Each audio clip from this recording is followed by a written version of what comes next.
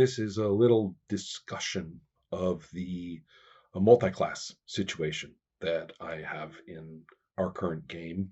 The way I set it up, it was most likely that the characters would be multi-classed, and that is the case for all five of them, with a fighter thief, a fighter assassin, a cleric assassin, and two fighter clerics. So here's kind of what I did and what the rules say and how those two things kind of bumped against each other a little bit, just to get an idea of what multi-classing is like or what issues are raised. So I want to talk primarily about hit points. The rule is that for a level increase, you roll the respective hit dice of the two classes and you take the average, or you average the results, and then that's the number of hit points you get. And that seemed really straightforward to me in reading, and I didn't really think it through. So as I continued to play, we end up with the characters gaining experience points and encountering the creatures and stuff like that. And I was kind of thinking of them, by the way, I started them at second level in each class. I was thinking of them as fourth level characters, 2+2. And it wasn't until I was continuing to play that I realized that through most of the rules, they mostly have second level capabilities, second level spells, second level 2 hit scores, second level saving throws, albeit the best of the two, and the same for 2 hit, but still second level. And so I realized, wait, the rules really think of these as second level characters. Well, that was into play, and I had already thought of them as gaining hit dice per level per class. So that means starting at second level each, they actually had, if you can believe it, quite a lot of hit points. So I had noticed that. Now it was the case for all of them. So therefore, we didn't have any single class characters, so I didn't really let it bug me. But as I've continued to play through, and it's fine for our game. As I say, they're just operating on the same scale. And also remember, I was throwing mostly fourth level encounters at them. So, well, probably pretty good that they had a few extra hit points because they were outmatched in many cases and have survived through a great deal of pluck and sneakiness. So, and also not defeated quite a lot of those creatures. So therefore, I don't, feel bad about what's happened or how we're playing it or whatever. But the rules upon review are difficult to tell. They only gave you that one algorithm, and you have to figure out what to do with it. So I made a little chart, and I'm taking cleric assassin because up through fifth level, cleric and assassin have exactly the same experience point requirements per level. After that, it deviates slightly, but just to keep it nice and clean, and also kind of in the zone of experience points that we're working with. I just took my little chart up through past into fifth level, right? Working on sixth. So if we do that for a single class character, it's very straightforward. You get your hit die, 1, and then an extra 1 per level that you gain. So, third level cleric, you've got 3d8 hit points. Third level assassin, you've got 3d6 hit points.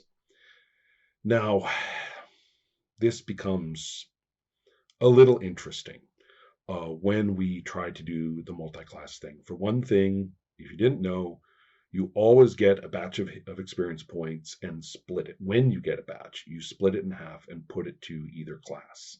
And that's why I wanted to do cleric assassin, because the level requirements are the same. And that means that cleric and assassin will always level up together in this range of levels. So that keeps it easy for our purposes. Well, I'll just go through it. Basically, at 0 to 1500 points, you could do it what I did, which was, I think, not quite in the spirit of the rules, which is that you would get 1d6 plus 1d8 and divide by 2.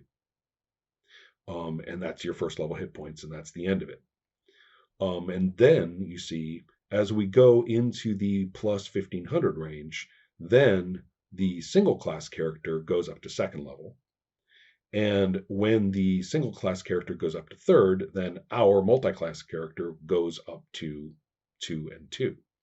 And at that point, I start comparing kind of the hit point totals across, and the stingy way, which is to say, when they go up to second level cleric, second level assassin, they get one more hit die, which of course you roll the d6 and the d8 and you take the average. And then you would do the same after 1,200 experience points. Sorry, 12,000 experience points when they would go up to third and third at the same time that the single class character goes up to fifth. So this means that at the same number of experience points, the fifth level cleric or assassin has 5 hit dice, and the character with the multi-class who is third and third now is dealing with basically 3 hit dice. Now that could be fine. I mean, you're basically saying that the multi-class characters simply progress more slowly and they can just enjoy the fact that they're so much more flexible, which they are, than the single class characters.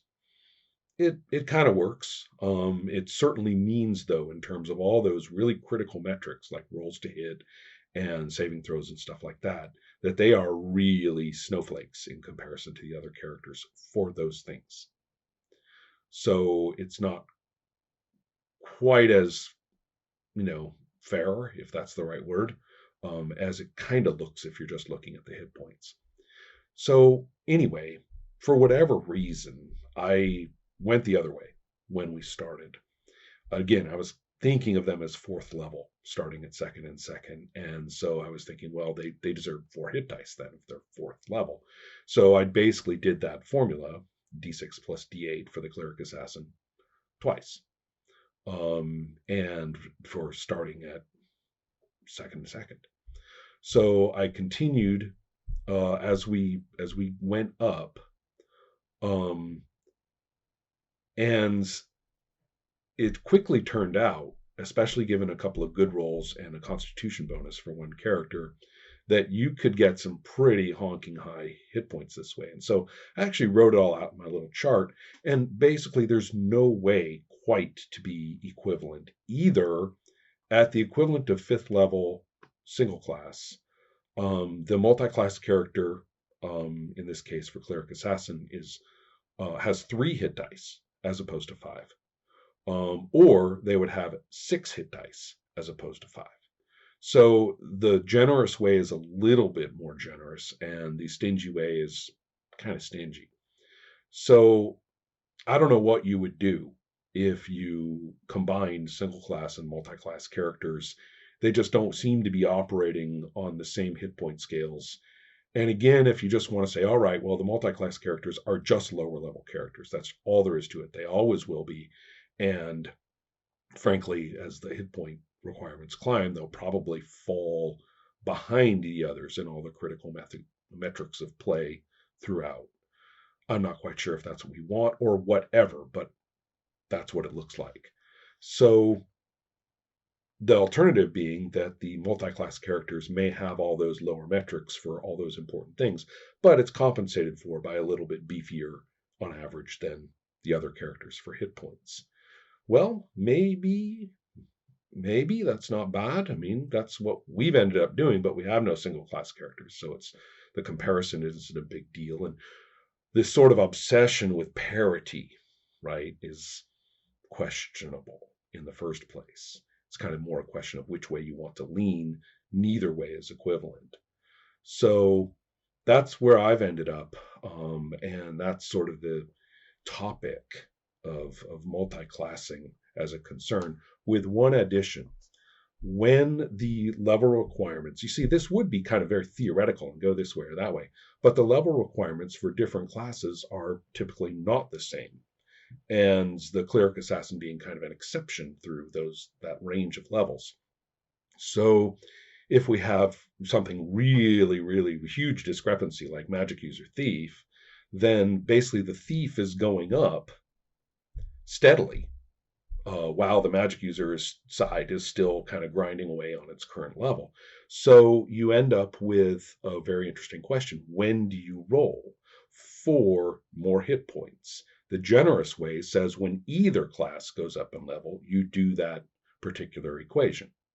And very quickly, in fact, right away for most of them, those will be occurring at different times. Um, or you would be forced, if you go the stingy way, which I think is kind of, if I had to guess, is more consistent with everything else in the rules. Then that means you would only be making that roll when the more experience point demanding class goes up. So when you make second level thief and you're still first level magic user, you don't roll for hit points. You will only roll again for hit points when magic user goes up each time. Is that the way? Well, who knows? These are the issues, these are the variables, and thinking about what you're throwing at the characters, the kinds of things that they would be confronting without much chance to, escape it, for example, um, one would simply have to decide how it's done.